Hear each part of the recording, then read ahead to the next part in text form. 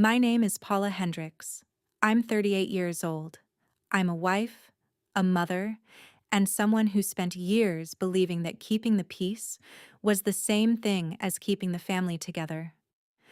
I know now that those are two very different things. I want to tell you about a Friday evening in October when I came home from a work trip and found something in my kitchen that I will never forget. Not because it was violent or dramatic in the way that makes headlines, but because of what it told me about my son and about the people I had trusted to care for him while I was away. I had been gone for 3 days, a mandatory conference, the kind you cannot reschedule and cannot miss. I had arranged for my in-laws, George and Barbara, to stay at our house and look after Owen, who was 9 years old. They had done it before. I had concerns each time, small ones, the kind I told myself I was probably imagining. I pushed those concerns aside because I had no other option confirmed in time, and because I had been telling myself for years that my in-laws were good people whose values were simply different from mine. I drove home on Friday evening with the particular tiredness of 3 days of hotel rooms and conference rooms and being professionally present while privately missing my child. The drive took 40 minutes. I remember thinking about what I would make for dinner. I remember feeling glad to be nearly home. I put my key in the lock. I opened the front door. The hallway smelled of cleaning fluid and something else, something slightly stale and close, the smell of a house that had been lived in differently than usual. I set my bag down. I walked toward the kitchen. Owen was on his hands and knees on the kitchen floor. He had a cloth in his hand and a bucket of gray water beside him. He was scrubbing. I stood in the doorway. And the kitchen had the particular quality of a room cleaned by a child who was told to clean it. Everything was slightly displaced. The surfaces had been wiped in uneven strokes. The sink was stacked with dishes from what looked like several days of meals. The bucket smelled of old water and cleaning product. Owen looked up. He saw me, and his face did something that cut straight through me. It didn't move into relief the way a child's face should when his mother walks in, and it moved into something careful, watchful. The look of a child who is not sure whether the arrival of a parent is safe or means more trouble. That look told me more than anything else in that room. I said, very quietly, "Owen, how long have you been cleaning?" He said, "Since after school." I looked at the clock on the kitchen wall. It was 7:45 in the evening. From the living room, I could hear the television. I walked to the doorway between the kitchen and the sitting room. George was in the armchair. Barbara was on the sofa. A home improvement program was on. Neither of them had come to the front door when I arrived. I said, "Barbara, why is Owen cleaning the floor?" She did not look away from the television. She said, "He needs to learn responsibility. It's good for him." I stood there for a moment. I did not say anything else. I went back to the kitchen and I crouched down beside Owen and I said, "That's enough for tonight, sweetheart. Go and wash your hands and get ready for bed. I'll come up in a few minutes." He looked at me and then at the bucket as though he was checking whether I was sure. I said, "It's fine. Go on." He went. I stayed in the kitchen until I heard his footsteps on the stairs. Then I sat at the kitchen table and I looked at the room around me. The gray water in the bucket. The uneven wipe marks on the counters. The stacked dishes. My 9-year-old son, I scrubbing a floor at 7:45 on a Friday evening because his grandmother had decided it was educational. I want to tell you how we got here, because this evening was not the beginning of the story. My name is Paula Hendricks. I'm 38 years old, and I've been married to David for 10 years. We have one son, Owen, who is 9 and funny and deeply interested in weather systems and the names of cloud formations. He is not a quiet child at home. He is vivid and curious and loud in all the ways I love. What you need to understand before I tell you the rest of this story is that the Owen I came home to that Friday evening was not the Owen I knew. He was quieter, he was careful, and careful, on a 9-year-old face, is not a good sign.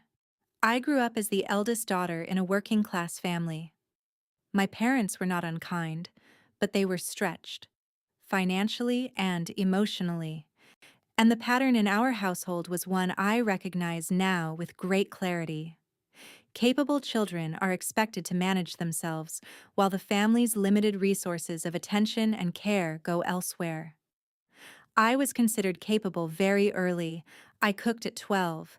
I organized my own school paperwork. I managed my feelings without much help, and I was praised for it in the way that is actually just a more palatable way of saying your needs are not a priority. I married David knowing he had a different kind of family. George and Barbara were in their early 50s when I met them. They had opinions and strong voices, and they expressed love through action rather than words, through showing up and doing things. I found that admirable for a long time. I understand now that showing up and doing things are only acts of love if the person you're showing up for is actually central to what you're doing. David is the younger of two sons. His older brother Gary has always occupied a particular position in the family's attention and concern. Gary is louder and more demanding, and his needs have always been treated as more urgent, even when they weren't. David grew up being the steady one, the one who didn't need managing, and he absorbed that role the way I absorbed mine.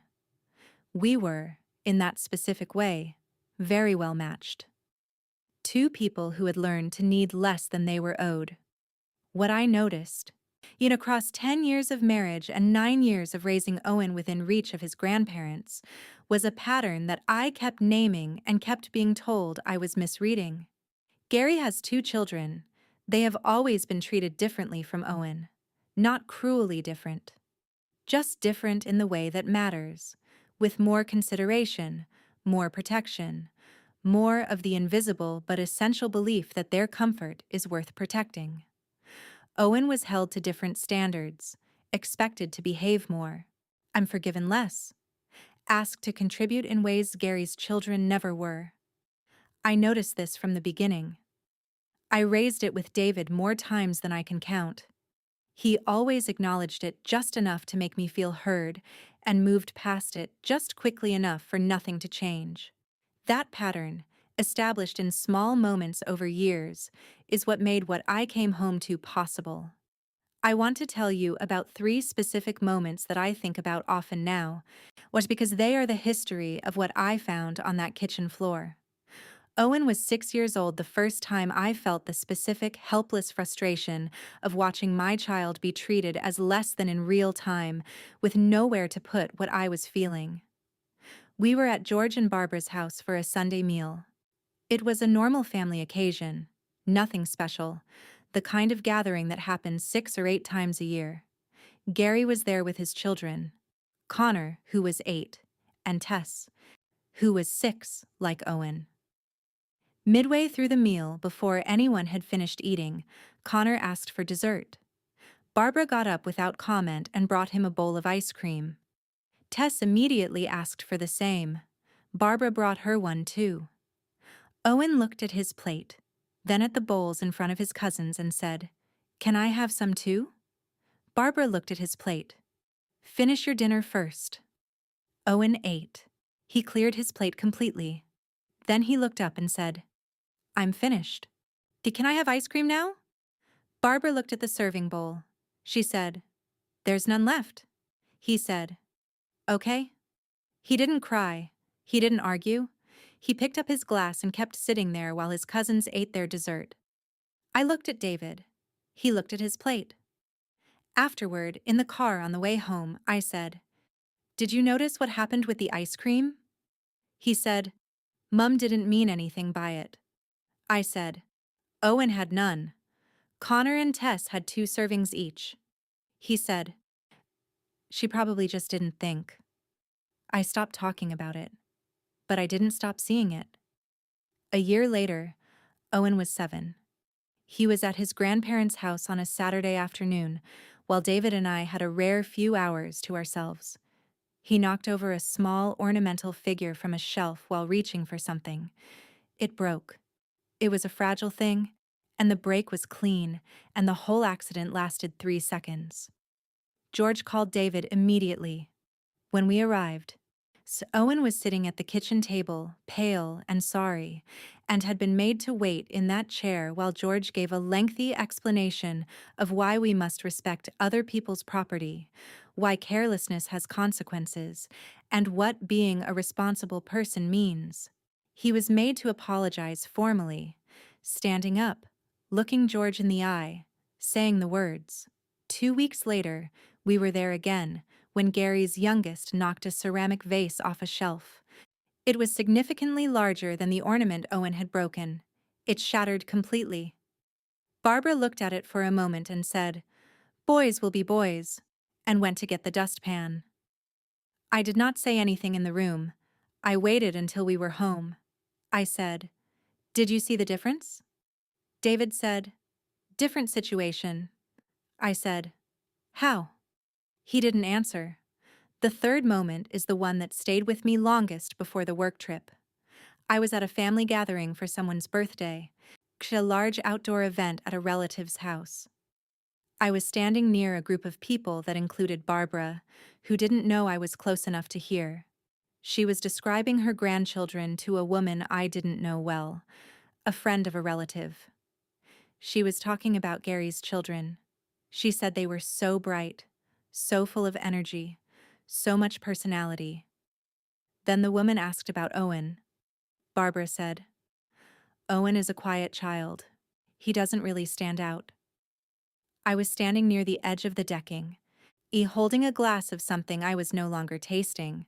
I stood there for a long moment. Then I walked to the other end of the garden and stood by the fence until I had my face arranged again. He doesn't really stand out. My son, who could name every type of cloud formation by the time he was 8. My son, who made me laugh harder than almost anyone I knew. He didn't stand out, not to her. I didn't tell David about that one for a long time. I wasn't sure I could say it out loud without something in me coming apart. Have you ever watched your child be treated as less than and been told you were imagining it every time you said so? If that's a familiar feeling, I'd really like to hear from you in the comments, because I think more parents carry this than anyone talks about. David and I were both working parents throughout Owen's childhood, and I want to be honest about that because it matters to this story. We were not struggling financially in any significant way, but we were careful. The way people with a mortgage and a child and aging parents nearby learn to be careful. We kept track of things. We planned ahead. We made choices. And we were consistently generous to David's family. When George's work van broke down, the replacement was beyond what he could manage on short notice. David came to me and said his father needed help. We covered half the cost of a used vehicle. 4,000, I 200 pounds, paid within 2 weeks. When Barbara had a procedure that her insurance didn't fully cover, the shortfall was just under 900 pounds. I organized it. I transferred the money from our joint savings account because it needed to happen quickly, and I was the one who handled the household finances. I told David afterward. He said thank you. When Gary had a difficult period of unemployment that stretched across almost 2 years, David transferred money to his brother on several occasions. He mentioned it to me generally, but never told me the specific amounts until I asked directly, which I did eventually. The total across those 2 years was just over 6,000 pounds. I didn't argue about it. I said I wished he had discussed each transfer with me rather than informing me after the fact. He said he hadn't wanted to make it a bigger thing than it needed to be, and we managed that particular tension without fully resolving it. It sat between us for a long time. What we received in return from George and Barbara was inconsistent presents. They came to Owen's school events when it was convenient. They visited occasionally and stayed for shorter periods than they stayed with Gary's family. They described themselves, whenever the subject came up, as very involved grandparents, and because I had no baseline other than their version of themselves, I accepted that description for longer than I should have. The first 3 times my in-laws stayed at our house to care for Owen while I was away for work, I returned each time to small things that troubled me. Owen eating less than usual, having been given meals that didn't match his preferences. Owen, who had spent long stretches of the visit without anyone actively engaging with him. Owen, who seemed to choose his words carefully when I asked how things had been, or in the way children do when they are trying to protect someone from information. Each time I raised it with David, he heard it partially and moved past it. Each time I absorbed it and moved forward because there was always the next thing to attend to, and the disagreement about his parents was one I had already had many times, and it did not seem to be moving anywhere. Then came the work conference. 3 days in Birmingham. Mandatory attendance. I had confirmed the dates months in advance and had looked for childcare options for some time before landing on George and Barbara, who offered readily and said they were glad to help. The morning I packed my bag, I felt a reluctance I couldn't fully name. I stood in the bedroom with my suitcase open, and I tried to identify what the feeling was. I told myself it was just the ordinary difficulty of leaving Owen. I told myself I was borrowing trouble. I told myself it would be fine. I kissed Owen goodbye. I said I would call every evening. I drove to Birmingham with the feeling still sitting in my chest, unnamed and unaddressed. It was not fine. What I pieced together over the evenings after I came home, through conversations with Owen that I handled carefully and without urgency, letting him tell me in his own time and on his own terms, was a picture of 3 days that I will describe to you now as clearly as I can. The first day was manageable. Owen went to school. He came home, had dinner, did homework, went to bed. No major issues. On the second day, Barbara decided the house needed a thorough clean. She assigned Owen tasks when he came home from school. He vacuumed the sitting room. He wiped down the bathroom surfaces. He mopped the kitchen floor. Gary's children, Connor and Tess, came over that afternoon for a few hours. They did not help with any of the cleaning. They played in the garden. Owen could see them from the kitchen window while he was mopping. He told me this in a voice that was completely factual, no complaint in it, no expectation that I would find it significant. That is the voice of a child who has accepted a thing as normal. That voice worried me more than any other part of what he told me. Owen was given limited food choices across the 3 days, simple meals that didn't match what he normally ate at home. When he mentioned on the second evening that he missed a particular pasta dish I made regularly, Barbara told him he was fussy. He stopped mentioning it. He said to me, "I didn't want to be fussy." He was 9 years old. He had internalized the criticism within hours. On the second night, Owen cried before bed. He told Barbara he missed me. She told him to stop being a baby. He told me this one evening while we were sitting together on the sofa, not looking at me, speaking in the same careful, factual voice. He said, "She said to stop being a baby, so I stopped." I put my hand over his. I kept my face very still. I said, "Missing your mum is not being a baby." He nodded, but I'm not sure he believed me yet. On the third day, Owen came home from school to find the house more disordered than it had been when he left in the morning. Gary's children had been there again during the day. He was told to clean the kitchen floor before dinner. He was still cleaning it when I walked through the door at 7:45.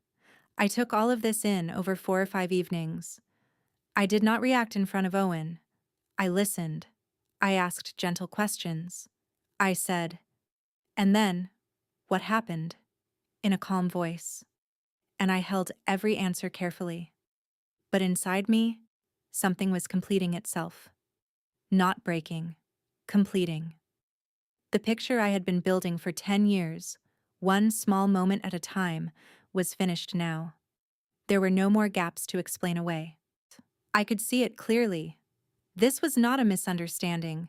This was not a difference in parenting philosophy. This was who George and Barbara were when I was not there to watch. The week after I returned, I did something practical and deliberate. I began to build a clear record. I sat at the kitchen table in the evenings after Owen was in bed, and I wrote down everything he had told me, with dates where I could estimate them and direct quotes where I remembered them exactly. I wrote in a plain notebook with a pen, not because I was planning anything formal, but because I needed the account to be stable. I needed to know that I could not be talked out of what I knew. Then I remembered the security camera. We had a camera on the front door, installed 3 years earlier after a neighbor's bike was taken from their porch. I had not checked it in months. I almost forgot it existed. I opened the app on my phone and went back through the footage from the 3 days I had been away. The camera covered the hallway through the interior glass panel of our front door. On the second evening of my trip, at 8:15, I could see through the interior window that the kitchen light was on, and Owen was still moving in the kitchen. I could see the sitting room too, where both George and Barbara were visible, settled in their usual chairs. Owen was working at 8:15. Both of them were watching television. I sat with my phone in my hand for a long time after I saw that footage. I showed it to David that evening. He watched it twice, sitting beside me on the sofa with the phone in his hand. He did not say anything immediately. He did not defend his parents. He was quiet in a way he had never quite been quiet before on this subject, the quiet of someone who has run out of reasonable explanations and knows it. And that silence told me something I had needed to know for a long time. David had known, on some level, that the way his parents treated Owen was not right. He had managed that knowledge by not looking at it directly. Now he had looked directly, and he had no more room to look away. I made 3 decisions that week, clearly and without anger. The first, George and Barbara would not be left alone with Owen again. That was a practical decision based on what I now knew, not a punishment. The second, I would have a full, honest conversation with David about the pattern, not only the incident, not just the 3 days in October, the ice cream, the ornament, the garden, the comment at the party. All of it, laid out in sequence, so that there was no possibility of it being reduced to a single isolated lapse. The third, at the upcoming anniversary celebration, where most of David's family would be gathered in one room, I would tell them the truth. Naomi had known me for 8 years. We worked together at the same healthcare organization and had become the kind of friends who could say the difficult thing without preamble. She had her own experience of difficult in-laws, not the same as mine, but she understood the specific texture of the problem. People who are loved by your partner, presented to the world as one thing and experienced privately as something else entirely. I told her what had happened over coffee on a Wednesday morning, and I told her about the bucket and the gray water and Owen's careful face. I told her about the footage. I told her about what he said about not wanting to be fussy. She listened without interrupting. Then she asked me, "What do you actually want to happen?" I thought about it for a moment. Then I said, "I want the family to know the truth.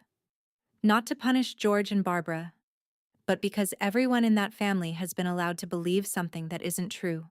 Naiken and Owen exists inside that family. He deserves to exist inside a family that has accurate information." Naomi nodded. She helped me organize what I knew into a clear sequence. She reminded me, practically and without drama, that George and Barbara's 40th anniversary celebration was 3 weeks away and that most of David's extended family would be present, including aunts, cousins, a family friend named Helen who had known the family for decades and who regularly described Barbara as a wonderful, devoted grandmother. She also said something that I took seriously.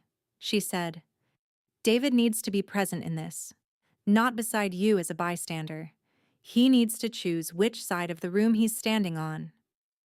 That conversation with David, the full one, the one I had been having in pieces for 10 years and had never had completely, happened on a Thursday evening after Owen was in bed.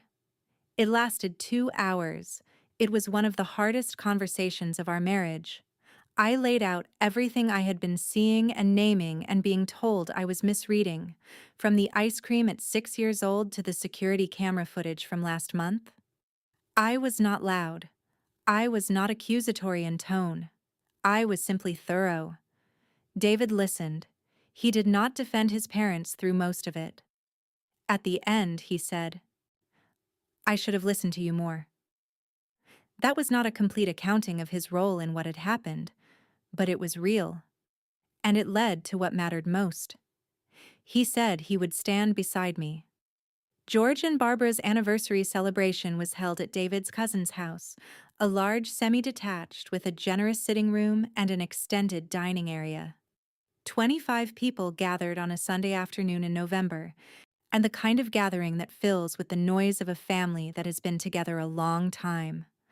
Overlapping conversations, children moving between rooms, the particular warmth of a house where everyone knows the layout.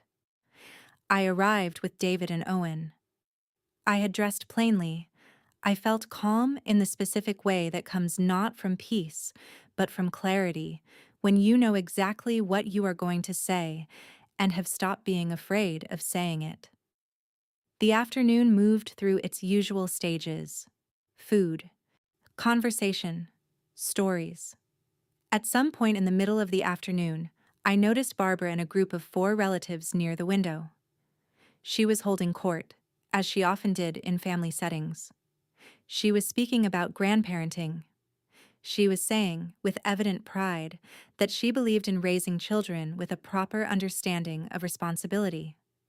She said she didn't believe in the modern tendency to protect children from all discomfort.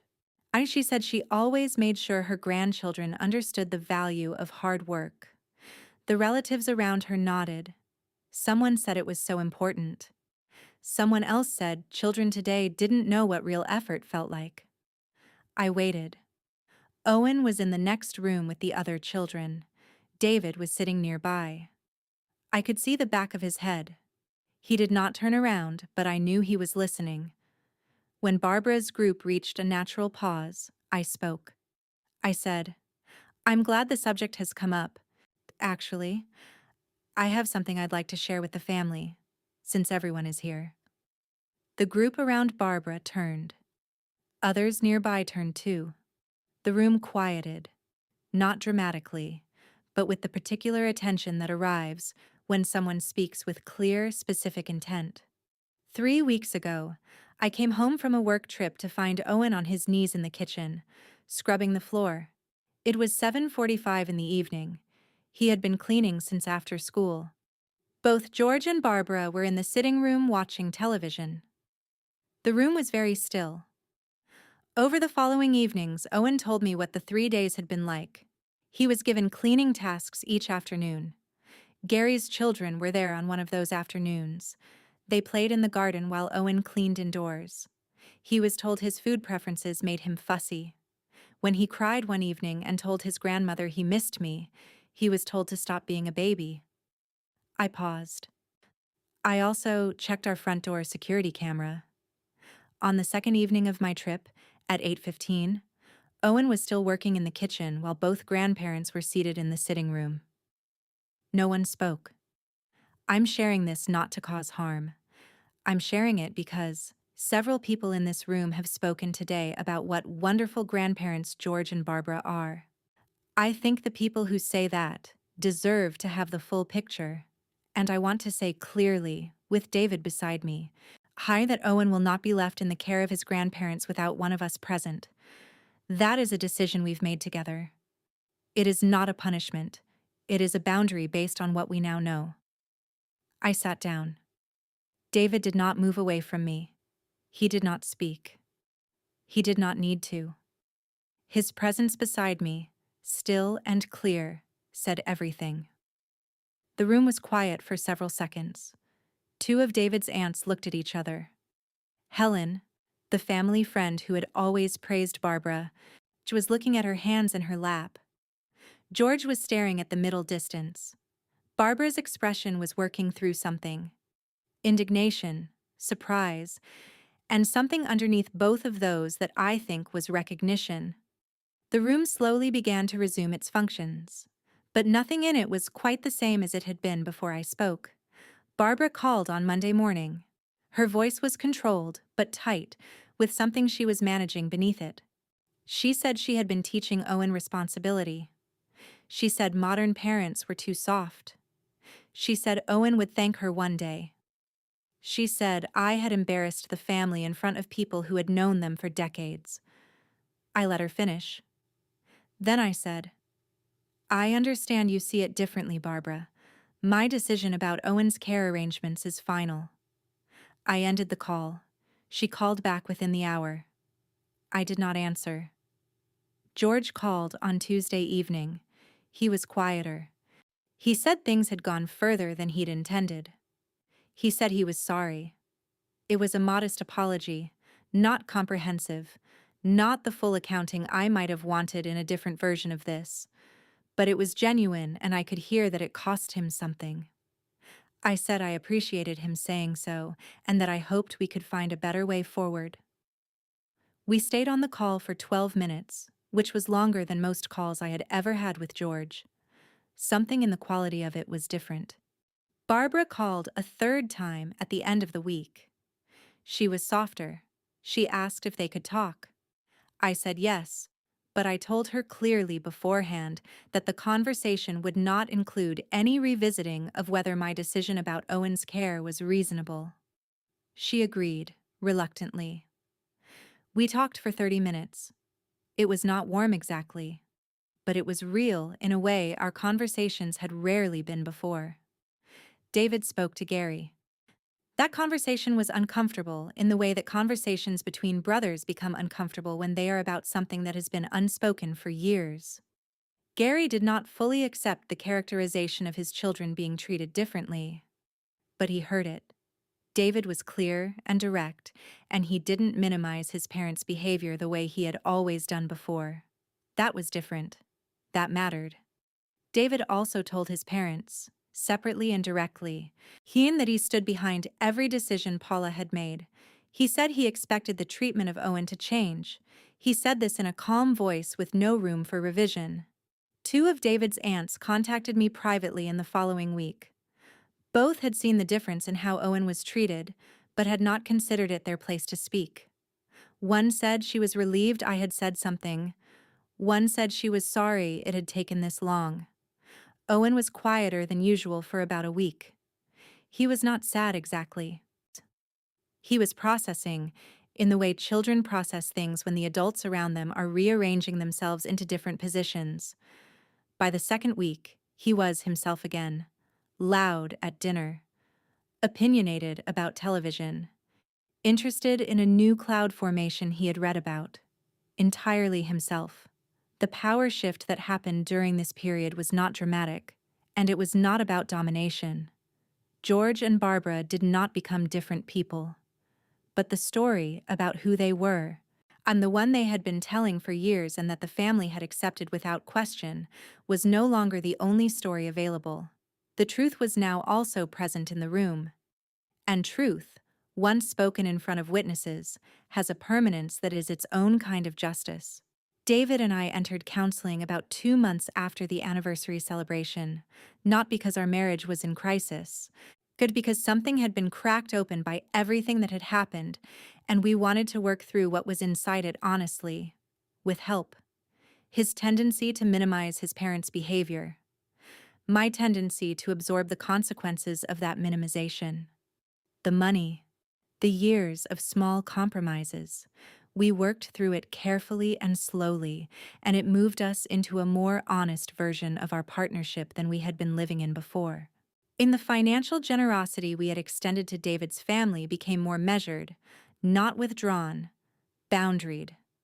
When a need arose, we discussed it fully before responding, both of us, together, with clear eyes about the history.